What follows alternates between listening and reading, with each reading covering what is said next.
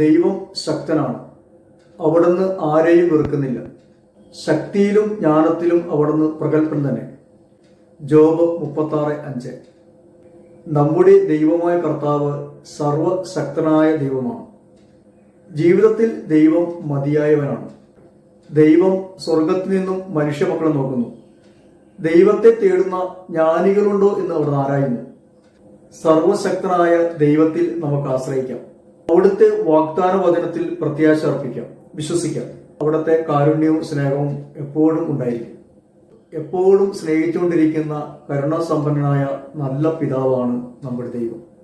ദൈവത്തിന്റെ സ്നേഹം യേശുക്രിസ്തുവിലൂടെ നമുക്ക് വെളിപ്പെട്ട് കിട്ടി.